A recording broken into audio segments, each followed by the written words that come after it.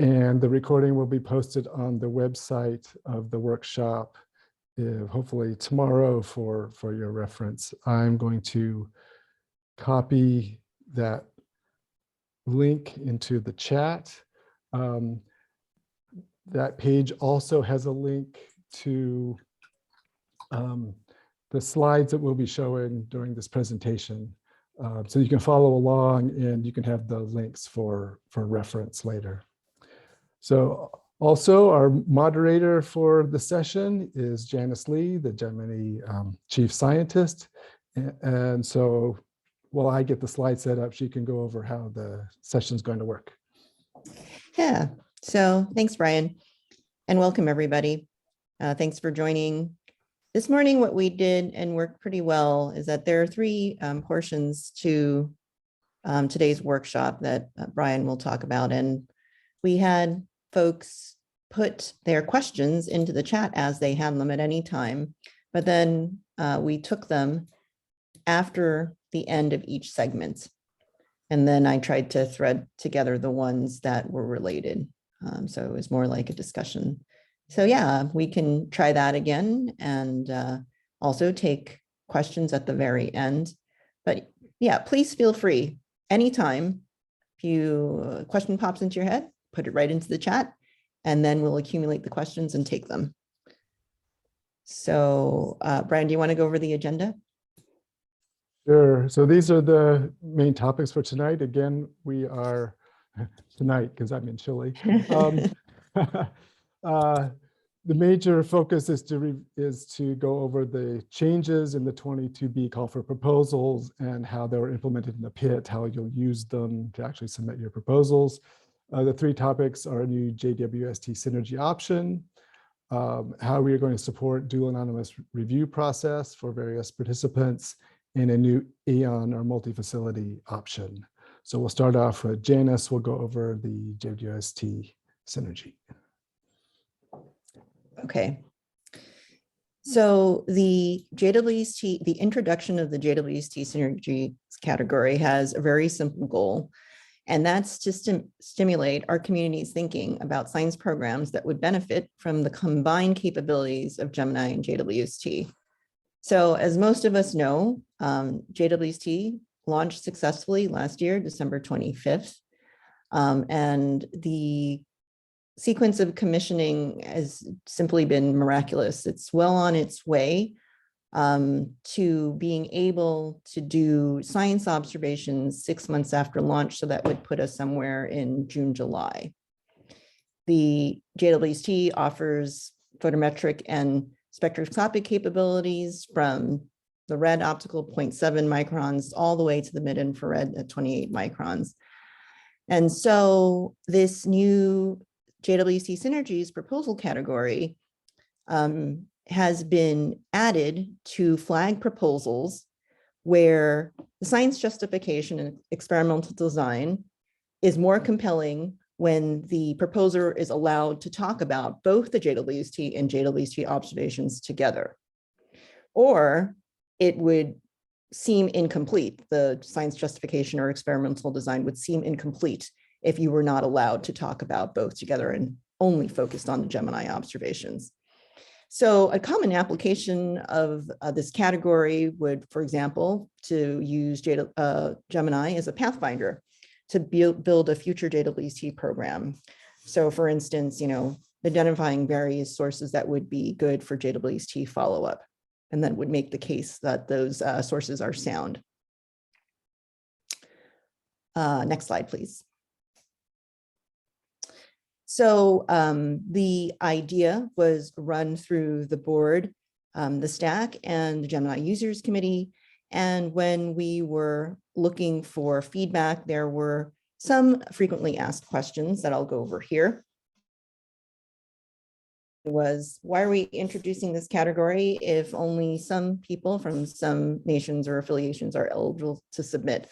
Well, actually, JWST has open skies policy, so investigators from any nationality or affiliation are eligible to submit as a PI or a COI.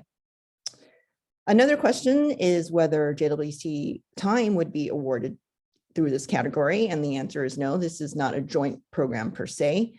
It really is modeled after the JWST, the quote, JWST preparatory category, for those who are familiar with the HST call for proposals. So for a number of years, I think a handful of years, 5 years now, before the launch of JWST, HST had included a category where you can say that you're using HST to prepare for JWST observations. And finally, another frequently asked question is whether a specific fraction of time is going to be set aside for proposals in this category. The answer that we put into the call for proposals is no, but please consult your NGO for specific questions on how these kinds of proposals will be considered during the NTAC review. And Steph Kate was on the line this morning, on the webinar this morning, and she put in the chat that indeed, no, there will be no quota for these proposals in the Canadian side this year. The link below provides the section of the call with the information on this category. Next slide, please. Okay, so what do you do if you want to flag your proposal to indicate that it does have, your Gemini proposal does have synergies with JWST? There is a drop down in the PIT. So all you do is select yes for JWST Synergy.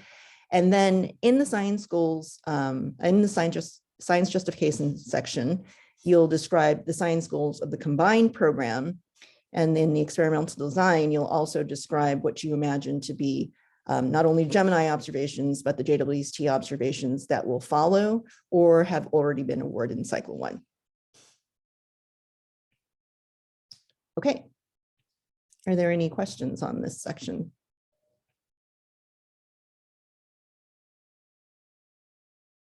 Now we can go ahead and come back. I saw somebody unmuted their video. Sorry, Janice. Yeah, I do have a question about this section. I'm curious that I guess if the participation or take up of this new category is high, or if it's viewed that positive results come out of it, is there any thinking at this time about having a synergy column for other highly subscribed telescopes like HST or ALMA? That is an excellent question. For the HST side, we do have an official joint program, and that is allocated through the HST side.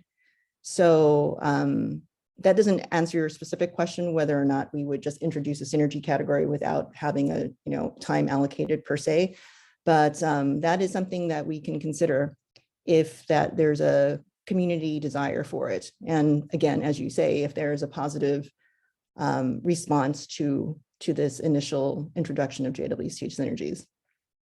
And with ALMA, there has been discussion for a very long time from the Space Telescope side on joint programs with ALMA, and I know there are has been some progress there, so we can piggyback off of lessons learned from those discussions. But certainly there's been a lot of murmurs in the community that we really need to see science programs as a combination of multiple facilities, because there's a lot of science that demands that. Thanks.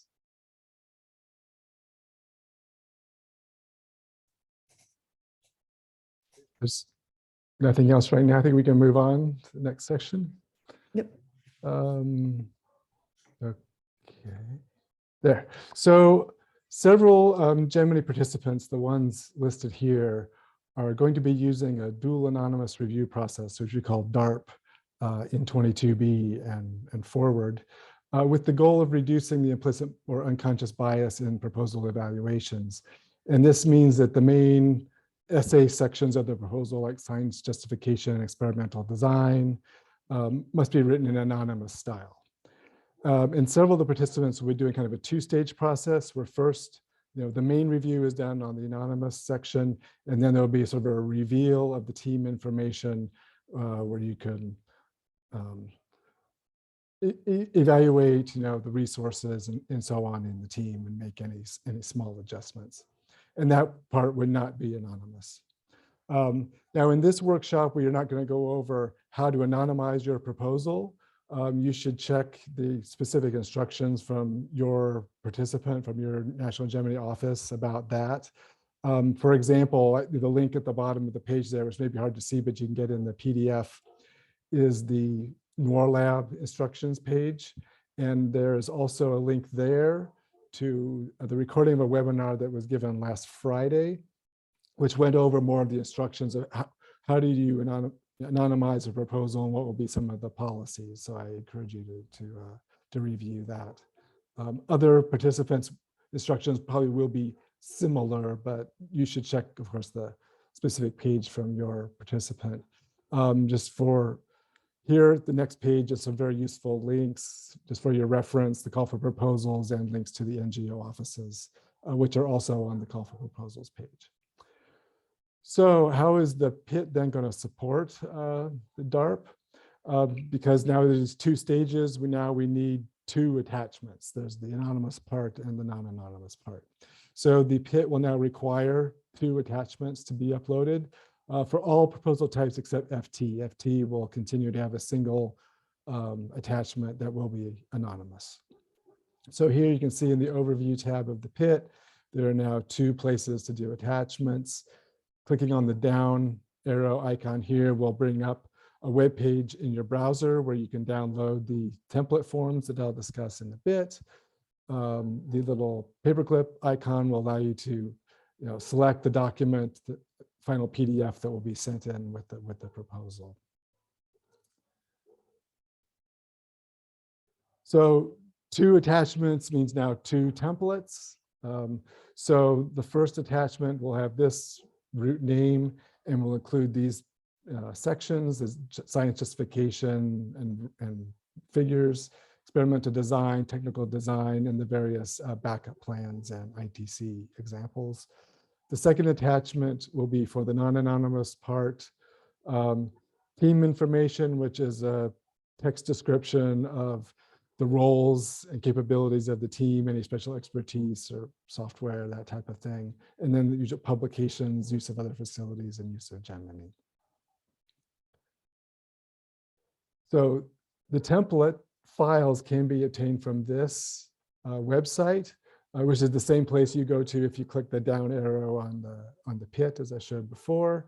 So here are the two templates in both LaTeX and Word format, and the style file you need for LaTeX.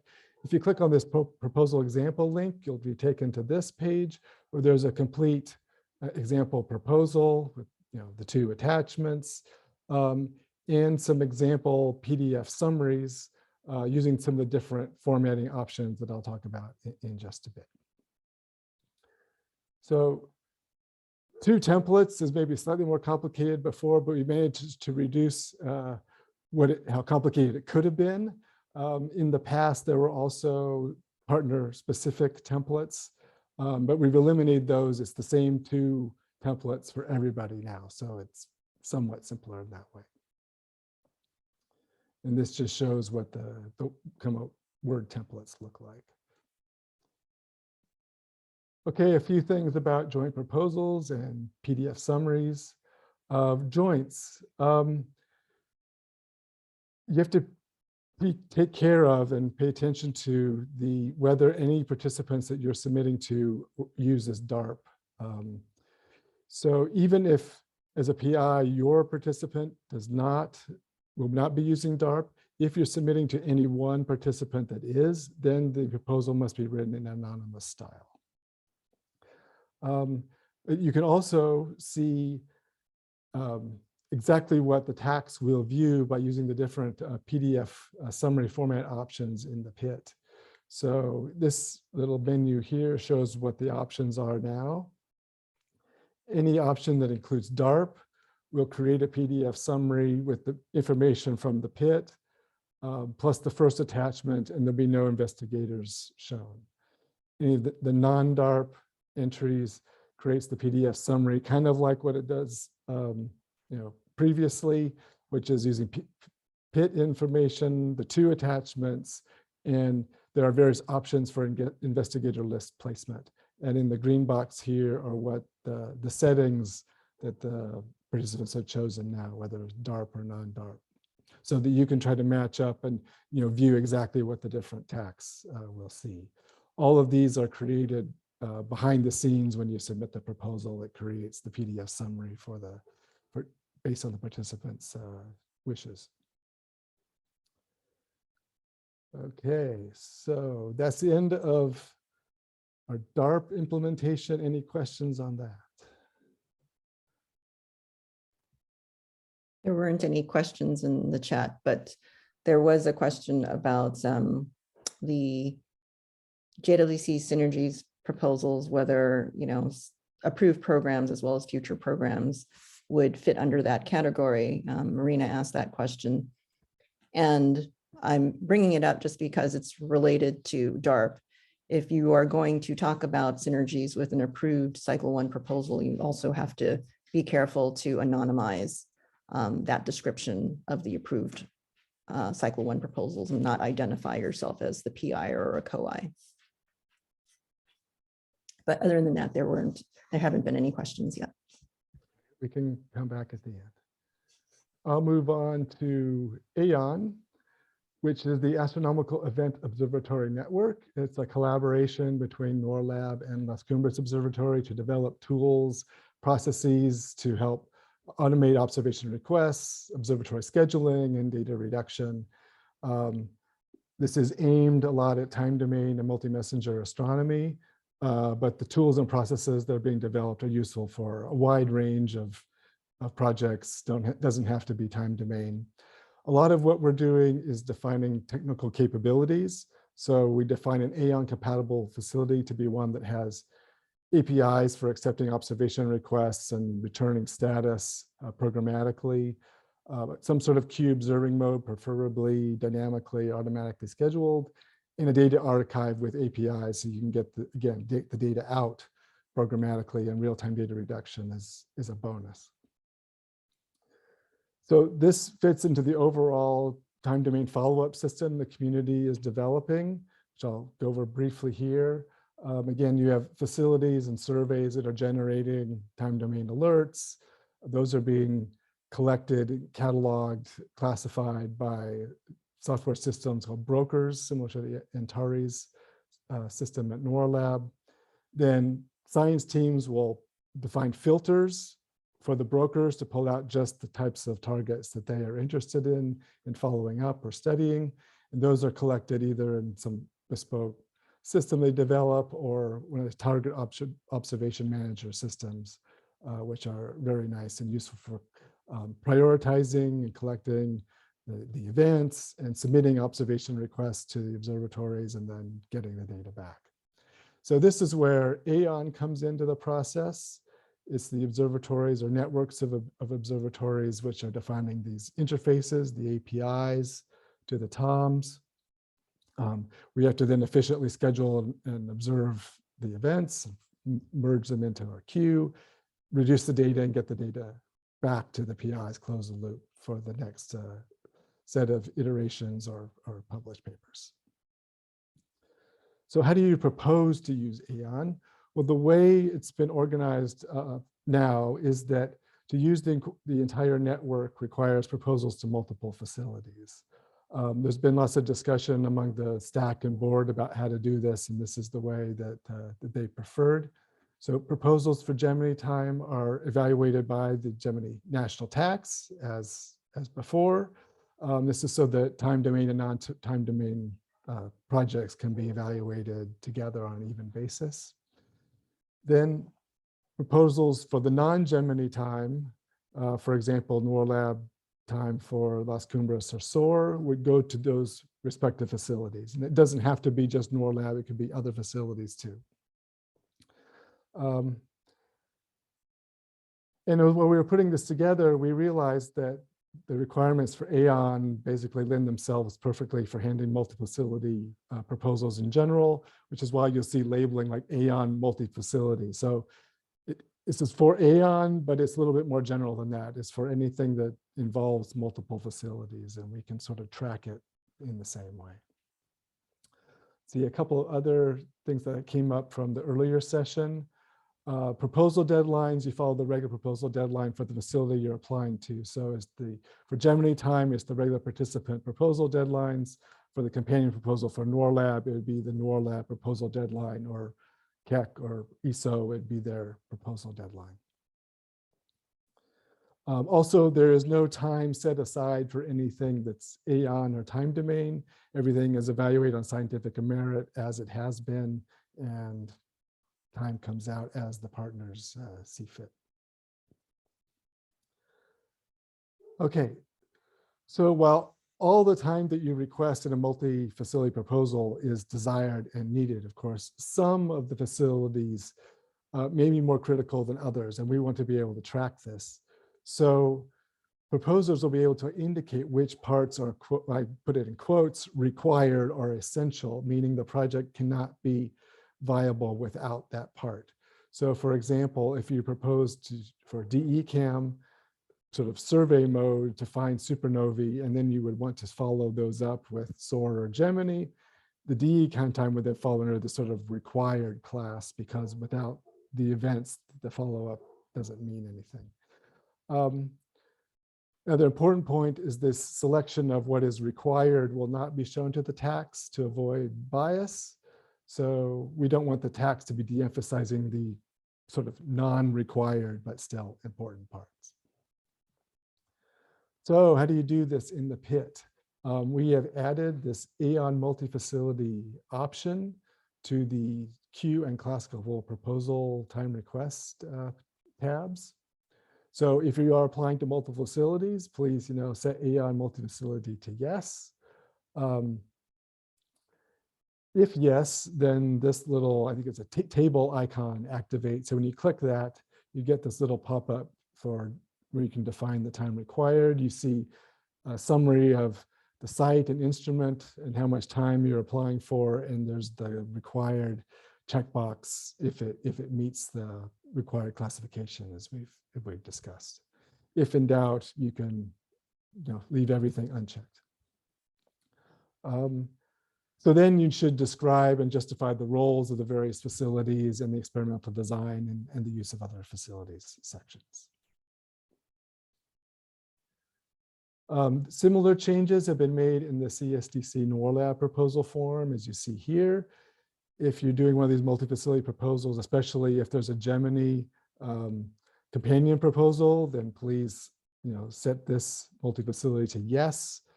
That will help us to sort of join the two pieces of the proposal later on. And while you're filling out your observing runs, if it meets one of these required levels, then there's a little toggle here where you can say required is yes. In addition, some facilities, especially SOAR, have an Aeon or Q mode, and you can select that in the observing mode in the appropriate run selection. So what are we going to do with this information during and after the TAC process? The national TACs are being instructed to assume that all the time for these companion proposals will be granted. So there's no debate about, oh, if the time is granted or not, just assume it's granted. Then, as I kind of alluded to, the CSDC NOIRLab tax system will be able to use these Aeon or multi-facility flags. It'll be in Gemini and the NOIRLab proposals to try to link the pieces together so that they can be evaluated as a single project, as much as possible.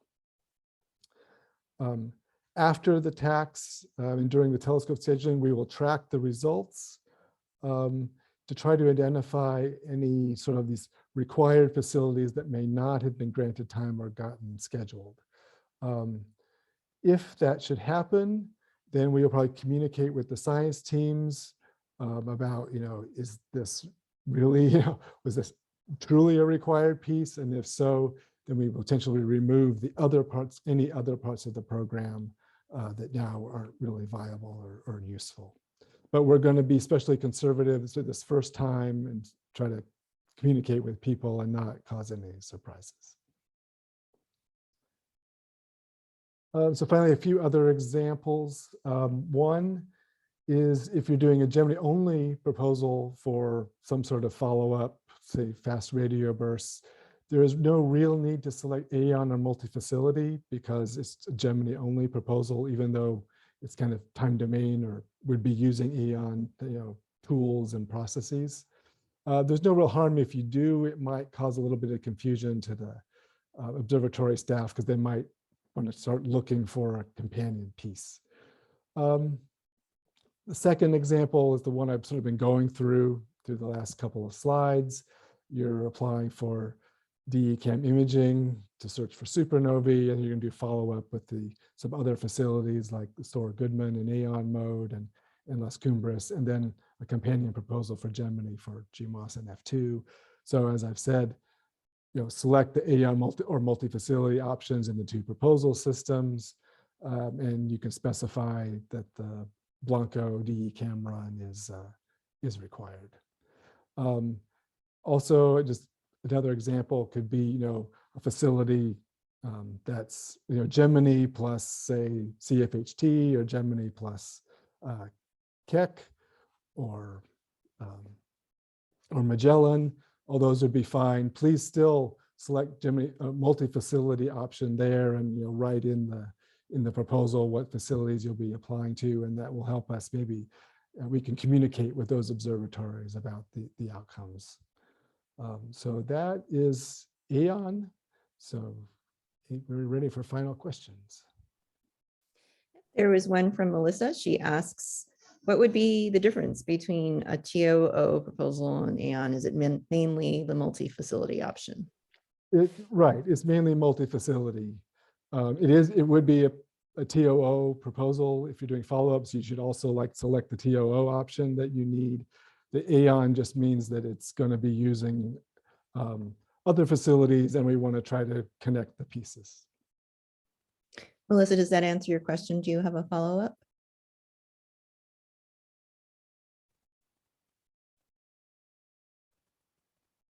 Okay, I see Joel has his hand up. Hey, Brian.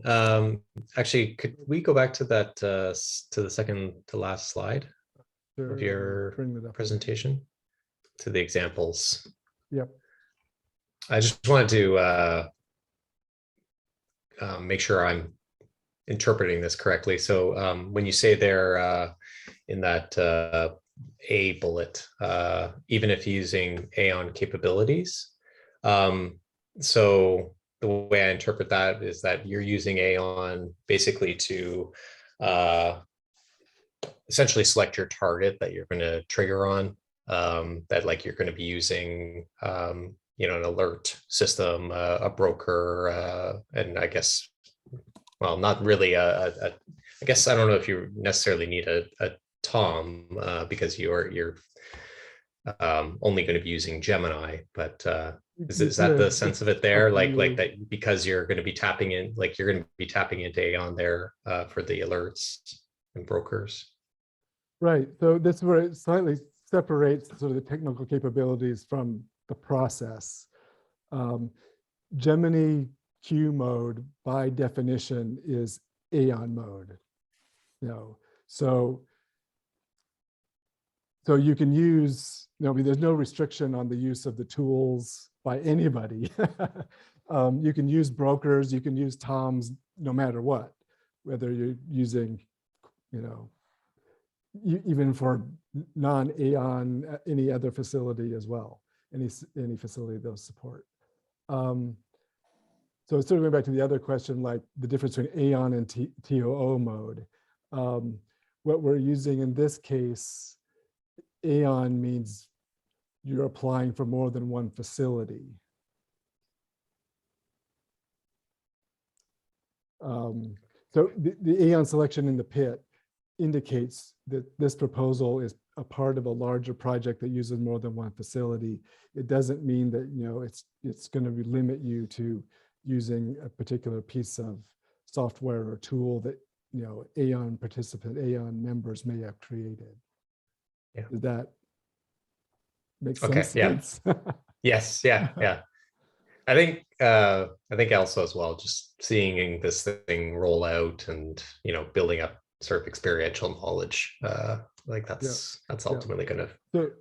So just to get a concrete example, in this case, for example, it's a TOO proposal just for Gemini.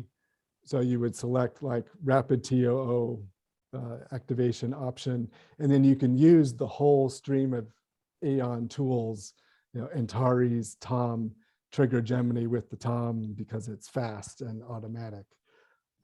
All that's good and encouraged. Yeah. Doesn't require human intervention. Right. Yeah, great. That's actually a great segue into Melissa's follow-up question. Melissa, do you want to unmute and ask your question? Yeah, so I have been using the standard TOO, not the rapid, but I have been told it usually would occur within 6 nights. And the first time I did it, my observations were actually taken only like 4 hours after I triggered the TOO. Right. Unfortunately, in 2021B, I triggered 2 in December at the same time, one for Gemini North and one for Gemini South. And they weren't executed until several weeks later. So my target was no longer visible. Okay, yeah.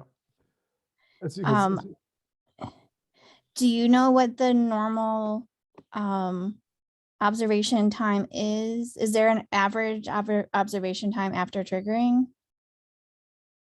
I don't have that number. It's just a standard TOO, the definition is doesn't have to be done in the next 24 hours. It can be done anytime after the trigger. So if you don't put a timing constraint on the observation, it could be, months before it's done. Okay. So for I must have forgotten to put. I must have forgotten to put an endpoint on that particular one this past semester. Right. Just put like a whatever week timing window or whatever is useful on those. Okay. Thank you. And also depend on which science ranking band you're in. Yeah. Band 3s might not get done at all. I don't remember which band your program was in, Melissa, but I don't remember either. yeah, but sorry you didn't get what you needed. Okay. Okay. Tom has a question on the JWT Synergy category. He's asking how would it be handled if you're applying to observe specific objects in this program, and then somebody else is applying to JWST to observe the same objects. That's not, here we're only evaluating on the scientific merit, and duplications will be handled on the JWC, the STSEI side. So the two processes are separate.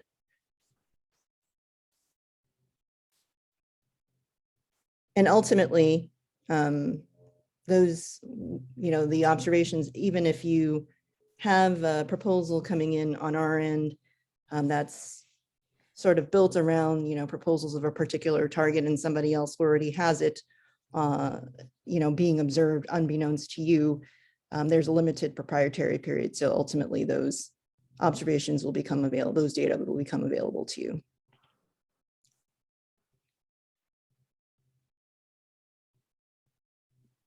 Thank you. And I have to check to see if they've actually gone down to a 6-month proprietary period. Our standard proprietary period here at Gemini is a year, but I suspect that it might be now shorter for JWST.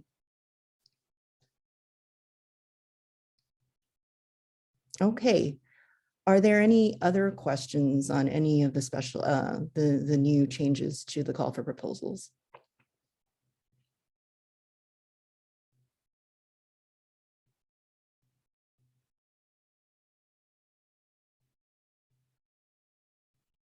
Sound like it? So if we can wrap up, I'll just remind everybody that the recording of this session and the slides, PDF of the slides are available on, or will be available on the workshop webpage, which I just put in the chat again for the people who everyone to try to get. And Thank you very much for attending and good luck with your proposals. Thanks, Brian. Thanks, Everybody. Janice. Thank you. Thank you. Bye.